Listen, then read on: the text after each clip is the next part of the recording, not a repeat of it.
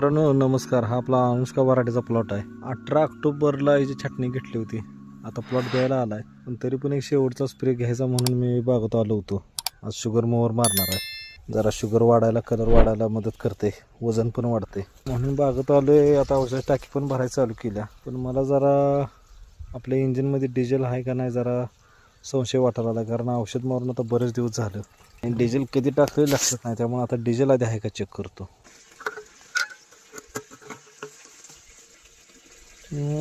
Diesel तर जरा कमी वाटायला लागले.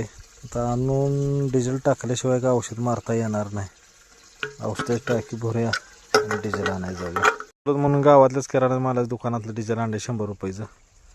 एवढं आपलं औषध मारून होतं. एवढ्यासाठी कवा आता पेट्रोल पंपावर जावं आणा म्हणतो. परत कधीतरी गेल्यावर एकदम 5-10 लिटर आणून ठेवा येते. त्यामुळे तात्पुरती सोय म्हणून गावातल्या दुकानात आणून आता आपल्या औषध मारायची जुळणी केल्या. मित्रांनो अशा प्रकारे आपल्या अनुष्का प्लॉटचं औषध मारून झाले. वगाचा ड्रेस उतरला, पिपी काढल्या, मास्क काढल्या, हातात गन घेतला, निघालो घरी. अजून शर्ट उतरायचा आहे.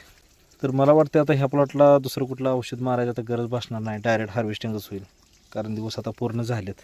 तरी पण एखाद्या वेळेस जर मिलीबगचं औषध मारायला लागलं तरच तेवढं मारता येईल, नाहीतर सरळ आपण हार्वेस्टिंगच करायचं. धन्यवाद.